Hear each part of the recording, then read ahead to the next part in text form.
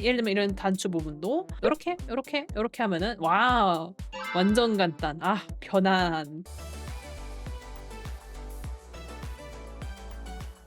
제가 이제 강의를 좀 진행하고 있잖아요, 이것저것. 근데 강의를 하다 보니까 생각보다 사람들이 이 밑색 넣는 방법에 대해서 잘 모르시더라고요. 프로그램 다룬 지 얼마 안 되신 분들은 심지어는 그냥 다 수동으로 하는 것도 봤어요. 이 밑색 넣는 작업이 굉장히 루즈한 부분 중에 하나이기 때문에 이왕이면 빨리빨리 끝낼 수 있으면 좋잖아요, 그쵸? 그래서 오늘은 제가 밑색 따는 방법 혹은 이제 더 빠르게 할 수 있는 방법 여러 가지 골라서 이제 소개해 드릴 테니까 골라 먹어 보시면 좋을 것 같아요. 이 질문도 사실은 되게 많이 받거든요. 밑색이 뭐예요? 밑색을 왜 따는 거예요? 그런 질문 은근히 되게 많이 받거든요. 그래서 그거에 대한 걸 간단하게 답변 드리자면은, 자, 밑색이 뭐냐 하면은 이걸 밑색이라고 하죠. 머리카락은 머리카락대로 따로 있고 셀러보 카라도 카라 밑색이 이렇게 따로 있고, 이런 식으로 각 부위마다 요렇게 영역을 지정해가지고 미리 밑에 색깔들을 하나씩 칠해두는 작업을 우리가 밑색 바른다고 표현을 하죠. 그러면 이 밑색을 왜 하는 건가요? 하고 물어보신다면 사실은 이제 꼭 할 필요는 없는데요. 이제 레이어 하나만으로도 그리는 분들도 혹시 확실히 있으니까요.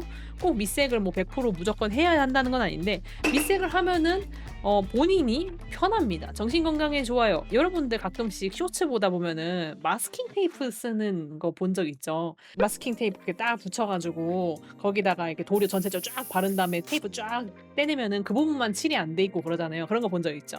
이제 그런 식으로 우리가 칠할 수 있는 영역을 제한하는 거를 마스킹 한다고 표현하는데, 미술에서는 밑색도 마찬가지로 이 밑에 기본색을 칠하는 과정 플러스 이런 마스킹을 하는 작업이기도 한 거예요. 그러니까 이제 이 위에다가 우리가 다른 그림을 그릴 건데 이 바깥으로 빠져나가지 않게 하는 거죠. 예를 들면은 내가 머리카락의 그림자를 이 피부에다가 그리고 싶다고 해봐요. 근데 만약에 내가 밑색이 없는 상태라면은 내가 여기다가 살색을 바를 때 이거 봐봐, 이렇게 그린 거 이거 삐져나갔잖아. 아, 이런 그쵸? 삐져나갔잖아요. 그러니까 이거 안 삐져나가려면 어떻게 해야 돼? 이렇게 막 계속 피하면서 다녀야 되잖아, 이런 식으로. 이게 생각보다 좀 그리다 보면 귀찮은 작업이에요. 이렇게 밑색을 해놓으면 어때요? 기본적으로 이렇게 베이스를 좀 잡아놓은 상태라면은 이 베이스에다가 클리핑 마스크를 만들면은 그 바깥으로 빠져나가지 않게 할 수 있죠. 이제 클리핑 마스크라는 거는 예를 들어서 이게 빨대 레이어인데 여기 레이어에다가 내가 이제 클리핑 마스크 요거를 마스킹 한 상태로 쓴다는 거예요. 이렇게 딱 해놓은 상태로 그림을 그리면 이제 이게 바깥으로 빠져나가지 않게 된단 말이죠. 이게 요걸 풀으면 이제 바깥으로 이렇게 빠져나가요. 보이죠?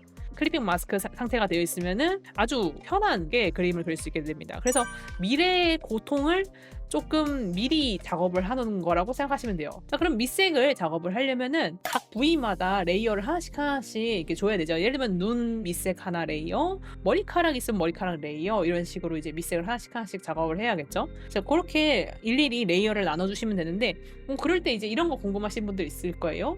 저는 여기 요 리본이랑 이쪽 리본이랑 그러면은 한 레이어에다가 밑색을 둘 다 해도 되나요? 사실 이제 밑색을 어떻게 넣든 어떤 식으로 조합을 하든 그거는 이제 자기 마음이긴 합니다. 마음대로 하셔도 되긴 하는데요.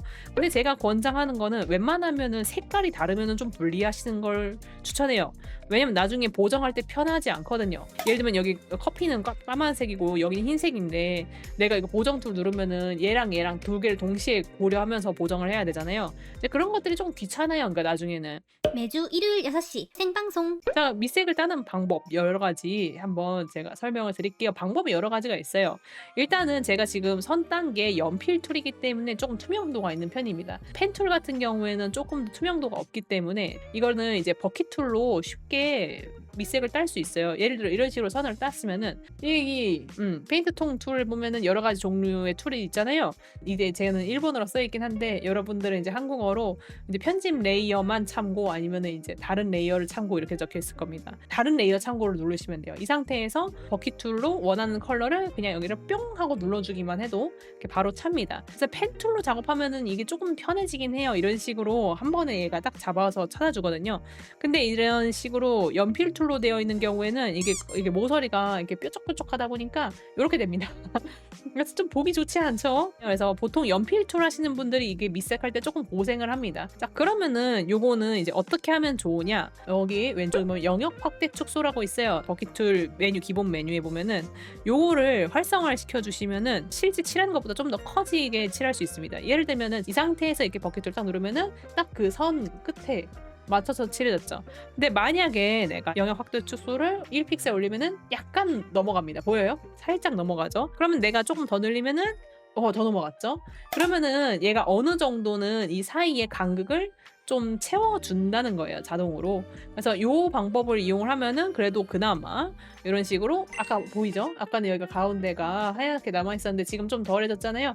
이게 수치를 얼마나 해야 될지는 본인이 펜을 얼마나 두껍게 쓰는지 그런 거에 따라 다르기 때문에 여러분이 직접 이렇게 수치를 조절해가면서 본인한테 맞추시면 됩니다. 그리고 아까 제가 말씀드렸다시피 여기 메뉴가 두 개가 있다고 했죠. 편집 레이어만 참고가 있고 다른 레이어도 참고가 있다고 했죠. 이 두 개는 뭐가 다르냐 하면은 가끔씩 저 시키는 대로 했는데요. 이렇게 버킷을 이렇게 딱 칠했더니 저는 이게 칠하려고 해서 딱 눌렀더니 이게 전부 다 칠해져 버렸어요. 이거 왜 그런가요? 하시는 분들은 이제 편집 레이어만 참고를 눌러서 그랬을 확률이 높습니다.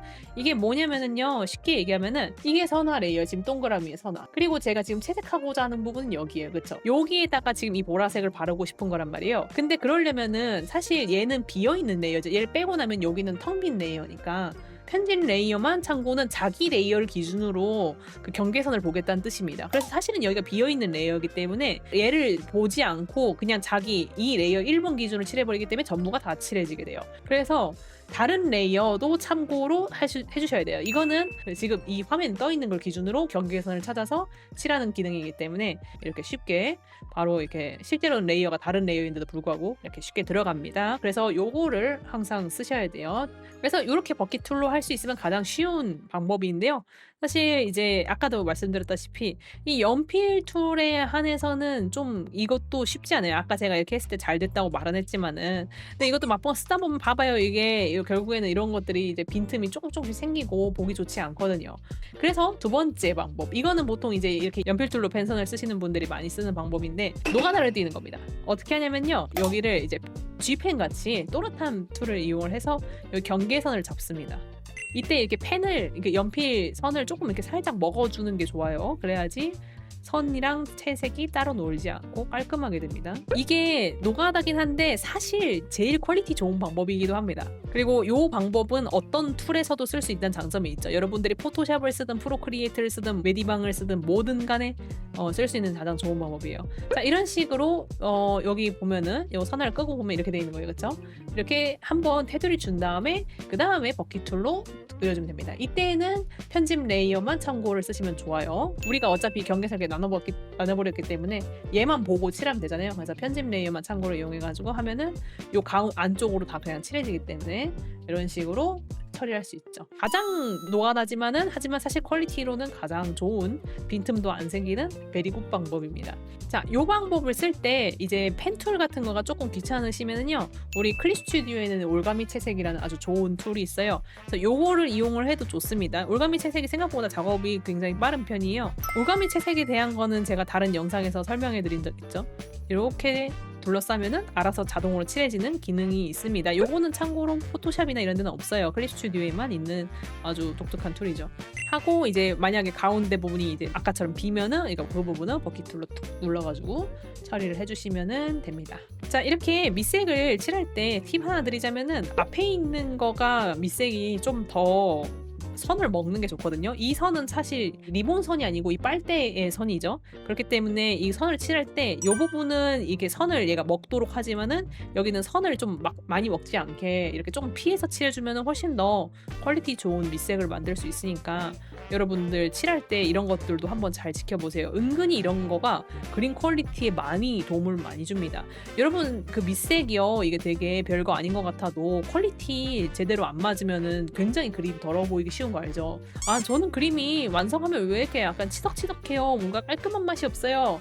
뭔가 이게 브러쉬가 막 엉망진창이 된 것 같아요 하시는 분들 중에서 브러쉬 잘못일 수도 있지만 의외로 이 밑색이 잘못하는 경우가 꽤 있기 때문에 신경 써서 작업을 해주시면 좋습니다. 매주 일요일 6시 생방송. 자 이렇게 뭐 중간에 구멍이 뚫려 있는 경우 있죠. 요거는 버킷툴이 막지 못하죠. 버킷툴은 경계선을 기준으로 이제 파악을 하기 때문에 이렇게 칠해버리면 여기가 구멍이 뚫려 있기 때문에 난 머리카락만 칠하고 싶었는데 이게 튀어나와 버리죠.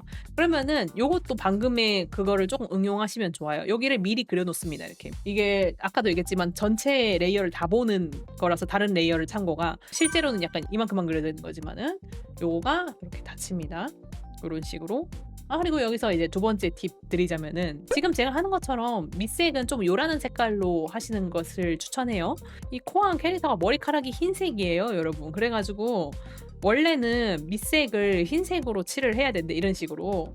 근데 이렇게 해버리면은 사실상 여기서 봤을 때는 아무것도 안 칠한 것처럼 보일 거 아니에요. 이렇게 되어 있으면은 여기가 구멍이 얼마나 뚫렸는지 잘 안 보이게 돼요. 예를 들면 이런 부분들은 내가 구멍이 뚫렸구나 하고 알 수 있지만 이런 부분들은 놓치기 쉽거든요.